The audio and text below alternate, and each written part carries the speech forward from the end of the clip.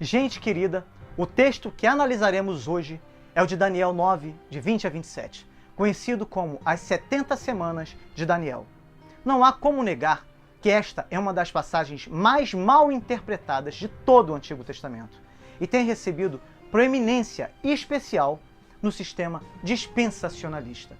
Charles Wright disse o seguinte: os comentários sobre Daniel são inumeráveis.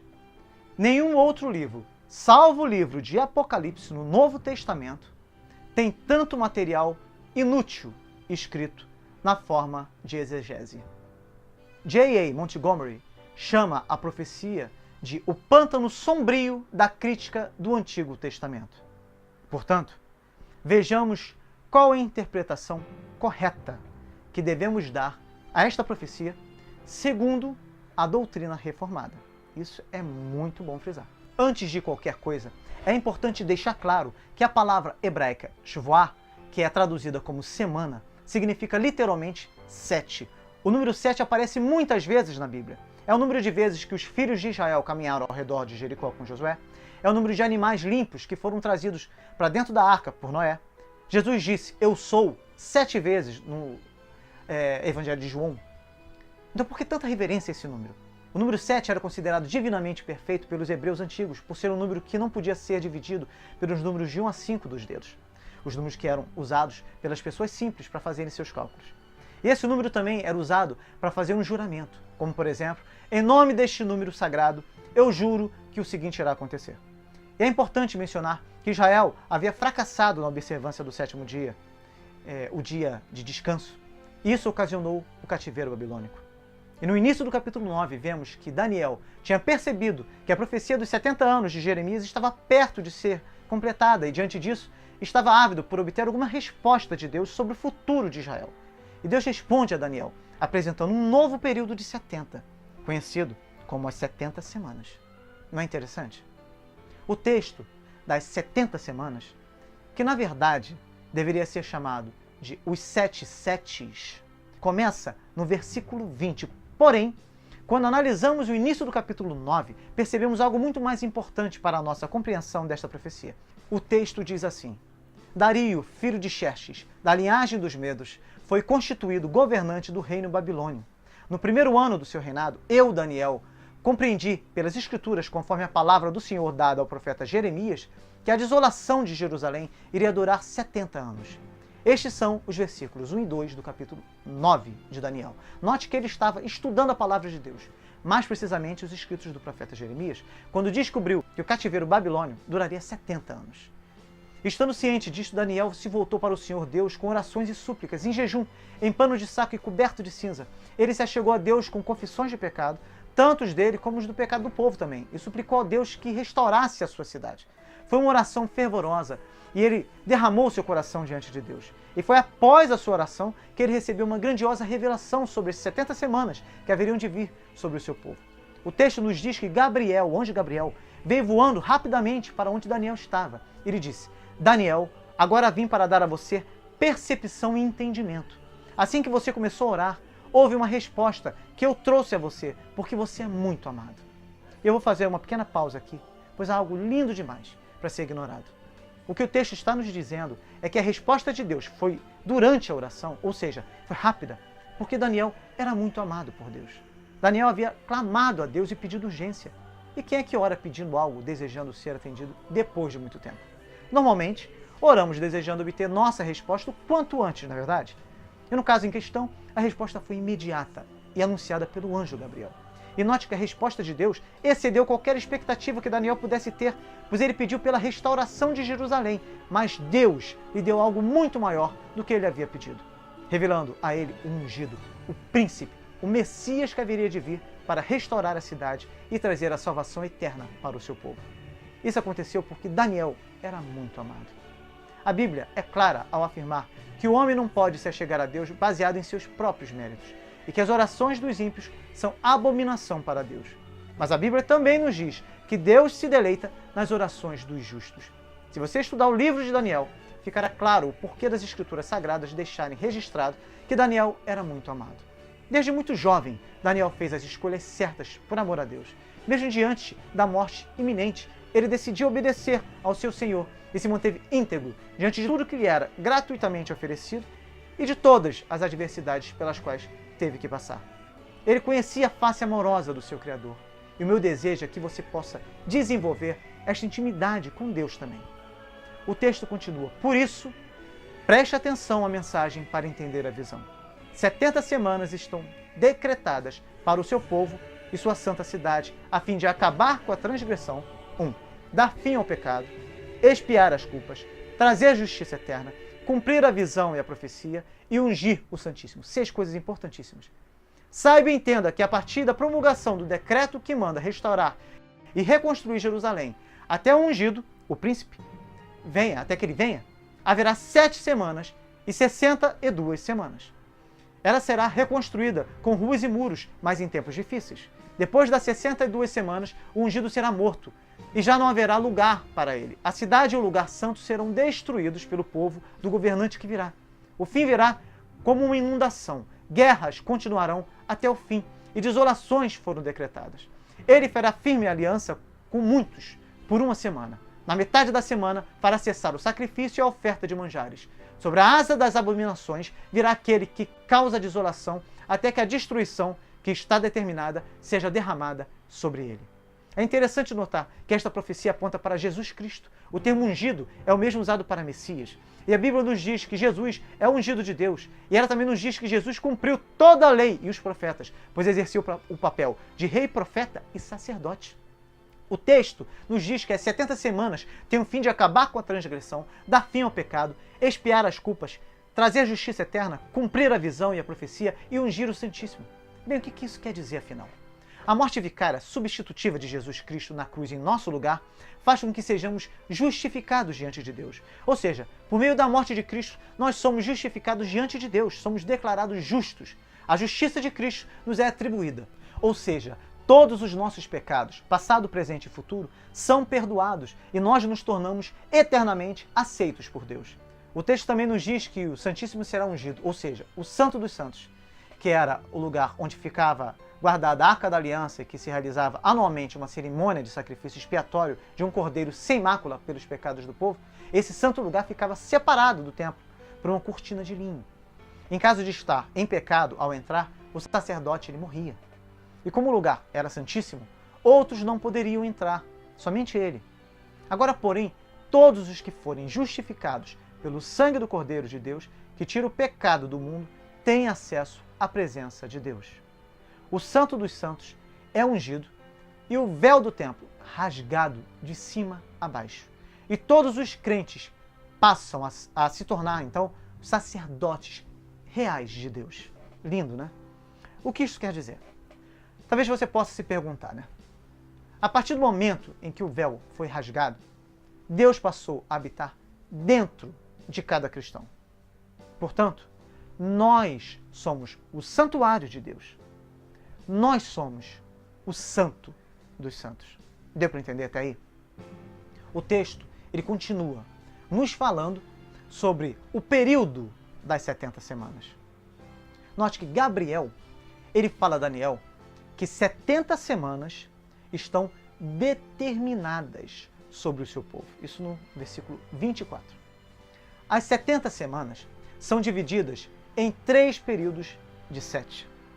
O primeiro período de 7, de 7, o segundo período de 62, 7, e o último período de 7, que é chamado de a 70ª semana.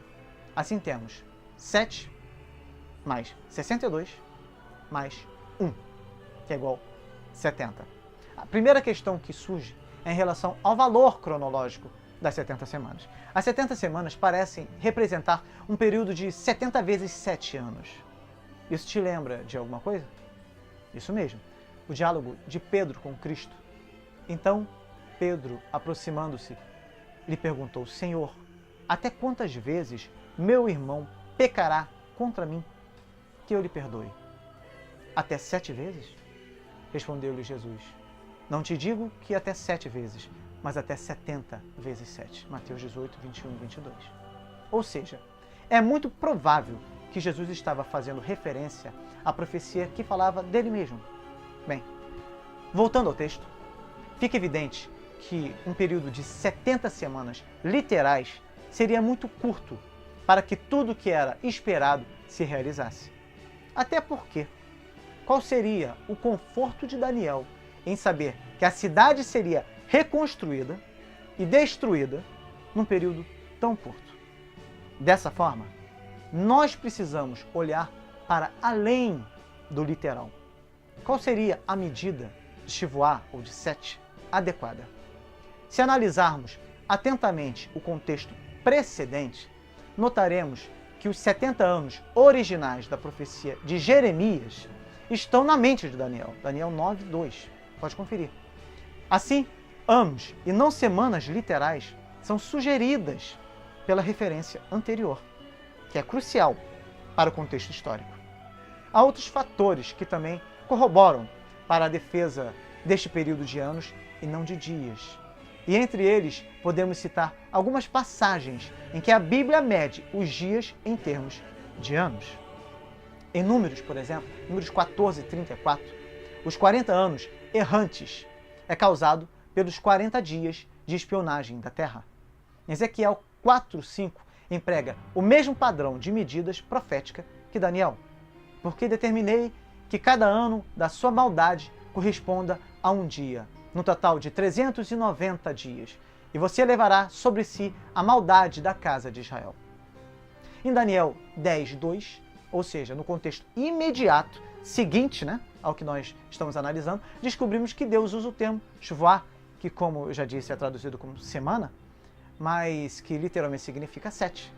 Então o texto é o seguinte: naqueles dias, eu, Daniel, pranteei durante três setes de dias. Esse é o original. Eu pranteei durante 3 setes de dia, ou 3 semanas de dias, como a Almeida Antiga de 1848 corretamente apresenta. Assim como a Young's Literal Translation apresenta, americana, pois a palavra hebraica para dias usada aqui é o Yom. No entanto, algumas Bíblias equivocadamente traduzem como 3 semanas. Então podemos notar que Daniel ele quis deixar claro a diferença entre as semanas de anos precedentes da semana de dias seguintes, que são literais. Portanto, as semanas referidas nesta profecia são semanas de anos. Até aí tudo bem? Vamos prosseguir. As 7 semanas de anos iniciais têm início com a saída da ordem para restaurar e para edificar Jerusalém. Ou seja, são 49 anos entre a ordem e a restauração de Jerusalém.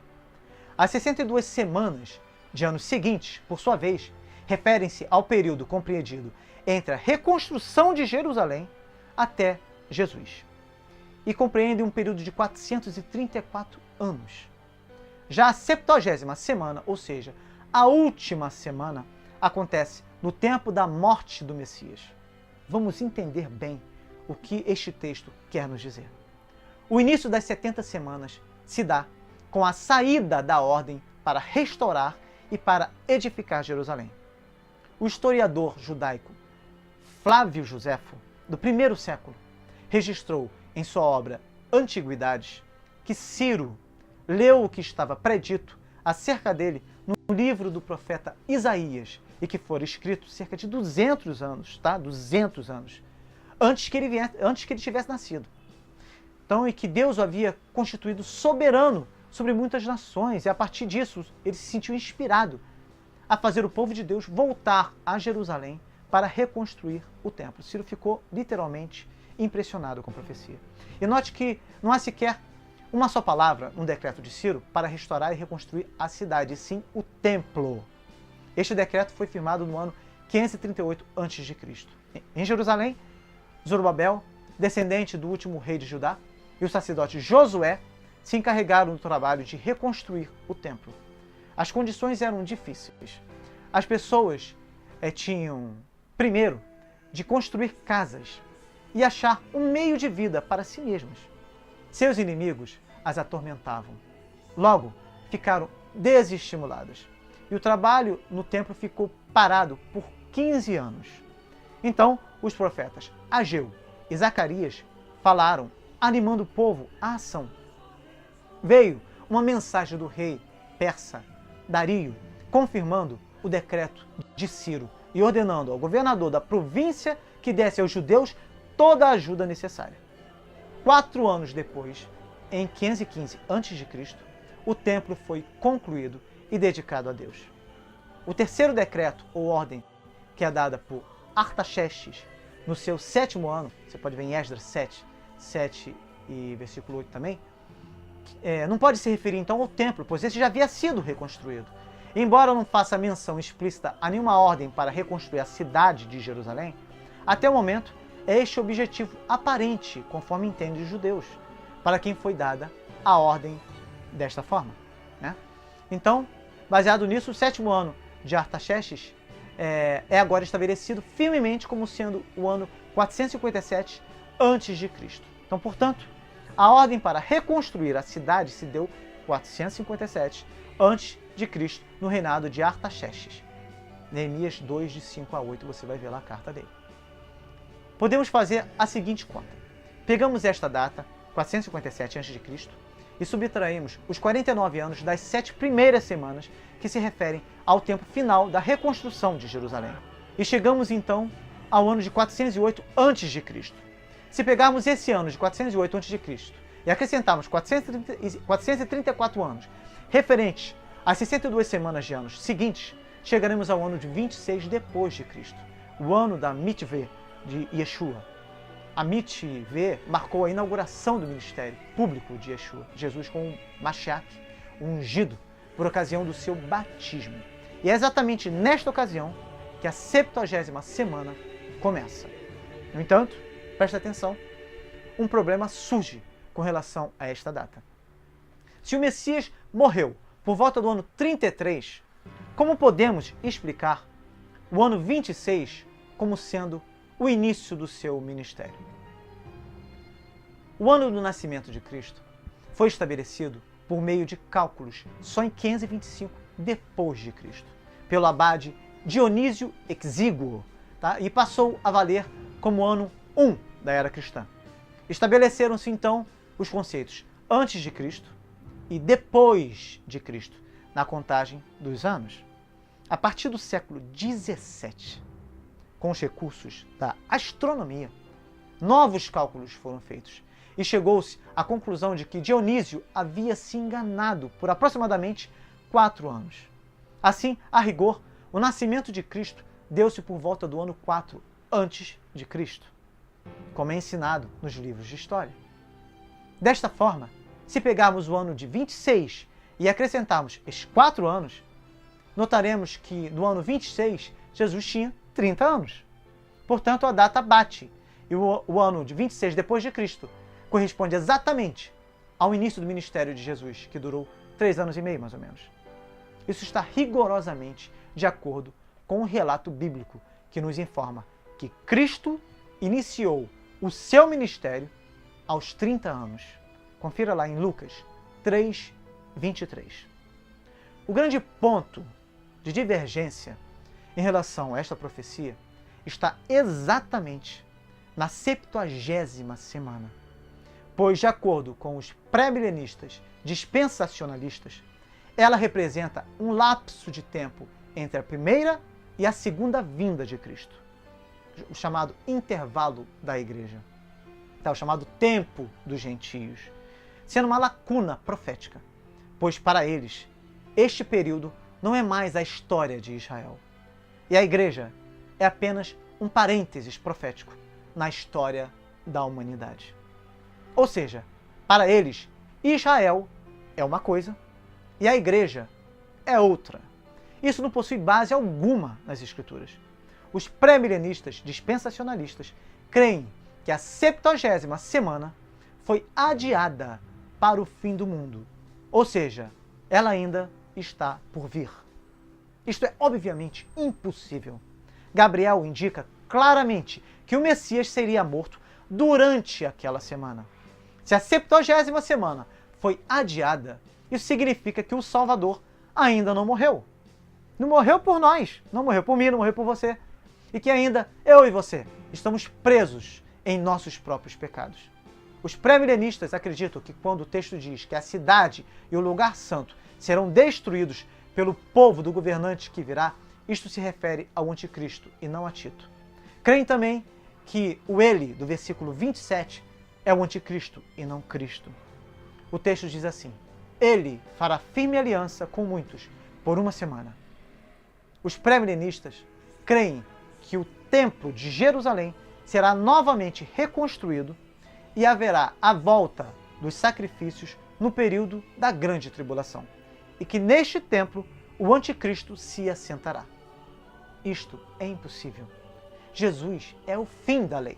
Os sacrifícios levíticos eram sombras do sacrifício perfeito e cabal de Cristo na cruz.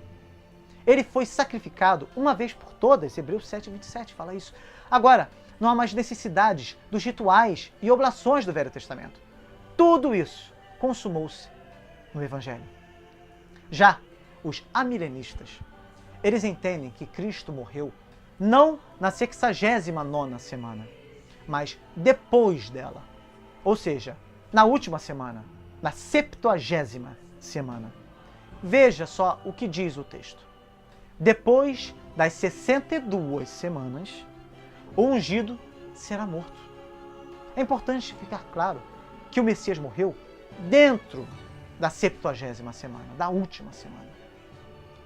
E da mesma forma que o texto não faz separação entre as 7 primeiras semanas e as 62 semanas subsequentes, ele também não separa a última semana das semanas anteriores. Dessa forma, nós não cremos na chamada lacuna profética. Não cremos que a igreja é apenas um parênteses da história. Não cremos que o tempo dos gentios faça uma distinção entre Israel e igreja, como Paulo nos ensinou em sua epístola aos Efésios. Judeus e gentios tornam-se um só corpo e um só povo, ou seja, uma só igreja. Portanto, a igreja é formada por todo aquele que professa fé em nosso Senhor Jesus Cristo, tanto judeus como gentios. Cristo morreu na 70ª semana, fazendo a expiação dos nossos pecados. Portanto, não cremos que o Templo de Jerusalém será novamente reconstruído no Domo da Rocha, que é um edifício situado no Monte do Templo, na cidade velha de Jerusalém, construído no século VII, sendo um dos sítios mais sagrados do Islã, local atual onde se encontra a Mesquita de Omar. Não cremos, portanto, que haverá a volta dos sacrifícios no período da grande tribulação. De jeito nenhum. É importante ressaltar que na visão amilenista, a 70ª semana está ligada à primeira vinda de Cristo, visto que fala da morte do ungido. E é imprescindível que, para a compreensão exata desta última semana, tenhamos em mente que ela começa com a unção batismal de Cristo, ou seja, o início do seu ministério, assim que ele foi batizado. Então, após 3 anos e meio de ministério, que corresponde à metade da 70ª semana, Cristo foi crucificado. E foi por ocasião de sua morte, na metade da semana, que ele fez cessar o sacrifício e a oferta de manjares, oferecendo a si mesmo como um sacrifício pelo pecado. Agora, porém, ao se cumprirem os tempos, se manifestou uma vez por todas para aniquilar pelo sacrifício de si mesmo o pecado. Hebreus 9:26. Consequentemente, em sua morte, o véu do templo foi rasgado de alto a baixo, como evidência que o sistema de sacrifício tinha sido legalmente abolido aos olhos de Deus, pois Cristo é o Cordeiro de Deus.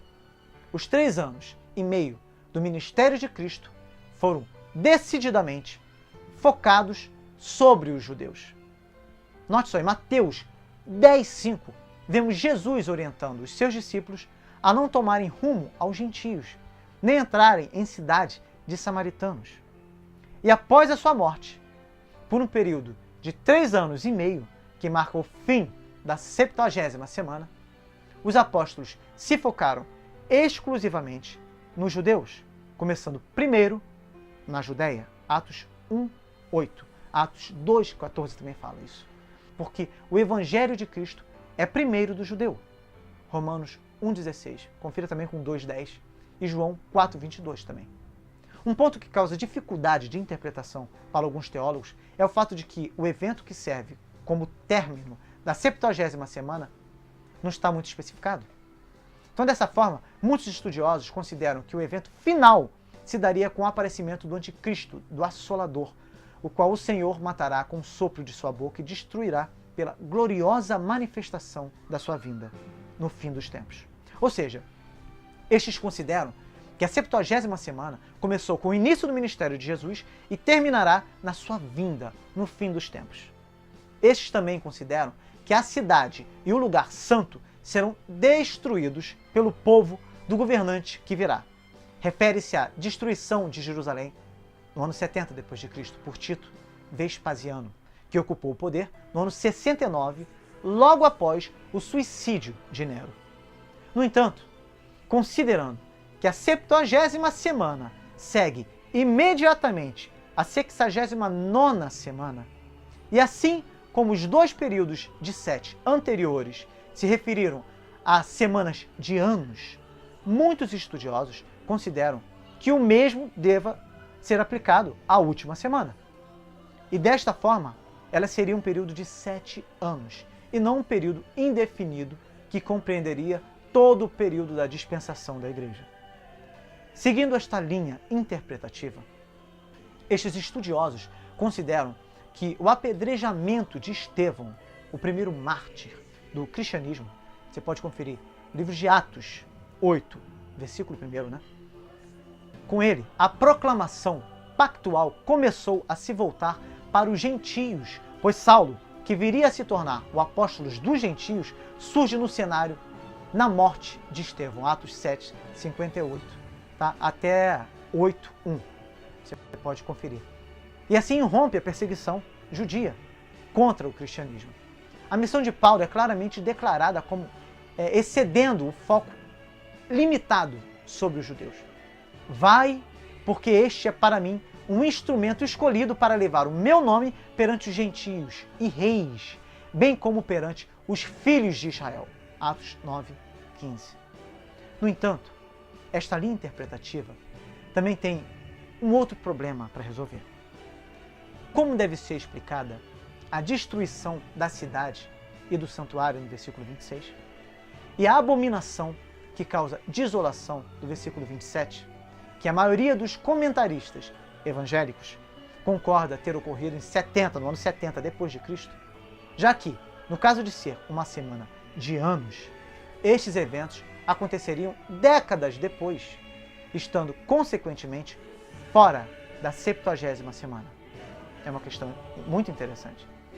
Segundo os estudiosos que defendem o período de 7 anos da 70ª semana, estes eventos são, na verdade, as consequências da morte do Messias e não ocorrem necessariamente no período do tempo das 70 semanas. Eles são um adendo ao cumprimento do foco da profecia, que é declarado no versículo 24. 70 semanas estão decretadas para o seu povo e sua santa cidade, a fim de acabar com a transgressão, dar fim ao pecado, expiar as culpas, trazer justiça eterna, cumprir a visão e a profecia e ungir o Santíssimo. Ora, estes 6 acontecimentos são a chave interpretativa para que possamos ter uma melhor compreensão desta profecia. E todos eles foram cumpridos com a morte de Jesus Cristo. Ficou muito confuso? Deu para entender? Por que eles alegam isso? Que seriam 7 anos literais? Porque todos esses acontecimentos foram cumpridos com a morte de Cristo. Então, resumindo, vamos lá.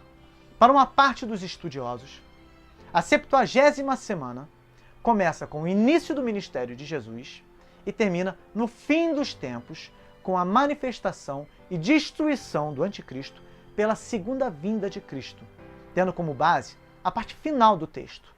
Sobre a asa das abominações virá aquele que causa desolação, até que a destruição que está determinada seja derramada sobre ele. E eles consideram que a cidade e o lugar santo que serão destruídos pelo povo do governante que virá se refere, de fato, à destruição de Jerusalém no ano 70 por Tito Vespasiano. Tá? Eles concordam, ou seja, com a maioria dos teólogos reformados. Já para outra parte dos estudiosos, a 70ª semana acontece num período de 7 anos, tá? Esses 7 anos mesmo, literais, no qual Jesus fará firme aliança com muitos. Na metade da semana, que representa o fim de seus 3 anos e meio de ministério, Jesus é morto, fazendo cessar assim o sacrifício e a oferta de manjares. E após a sua morte, por um período de 3 anos e meio, que marca o fim da 70ª semana, os apóstolos se focaram exclusivamente nos judeus, começando primeiro na Judéia, Atos 1:8 e Atos 2:14, porque o Evangelho de Cristo é primeiro dos judeus. Romanos 1:16 confere com Romanos 2:10 e com João 4:22. E depois o Evangelho é pregado na Samaria e até os confins da terra. E a perseguição fez com que isso acontecesse mais rapidamente, tá? E o ministério de Paulo teve um papel decisivo na expansão do Evangelho de Cristo. Estes estudiosos também consideram que a destruição da cidade e do santuário, no versículo 26, e a abominação que causa desolação, no versículo 27, ocorreram no ano 70 depois de Cristo, através de Tito Vespasiano. Mas esses eventos são as consequências do pecado de Israel, que completou a sua transgressão com a morte do Messias, e não ocorreram necessariamente no período do tempo das 70 semanas. Foi após. E você? Qual a visão que você acha mais coerente conforme a profecia de Daniel? Lembre-se, Jesus chorou sobre a cidade de Jerusalém porque ela não conheceu o tempo da sua visitação. Lucas 19, 41, 44 fala disso. O povo rejeitou o Messias e as consequências foram devastadoras. Que o Senhor converta os nossos corações para que estejamos atentos ao tempo de sua visitação e que sejamos cheios do Espírito Santo. E assim cumpramos o nosso papel de sermos testemunhas fiéis nesta maravilhosa obra de redenção da humanidade. Ore comigo. Senhor Deus, que a nossa oração chegue a Ti, assim como a oração de Daniel moveu os céus. Que tenhamos uma vida íntegra diante de Ti e dos homens, para que alcancemos o Teu favor. Ajude-nos a perseverar diante das ofertas que este mundo caído constantemente nos oferece. Que tenhamos um coração quebrantado para chegar em Tua presença, confessando os nossos pecados e reconhecendo que precisamos de Ti. As Tuas promessas são de vitória para o Teu povo. Que não venhamos a nos esquecer desta verdade. O Messias veio para morrer em nosso lugar, para fazer cessar todo o sacrifício e dar fim ao pecado, trazendo eterna justiça, nos tornando sacerdotes e povo escolhido, para que possamos levar as boas novas para todos os povos. Pois o Messias voltará para resgatar o seu povo e destruir toda obra maligna. Maranata! Vem, Senhor Jesus!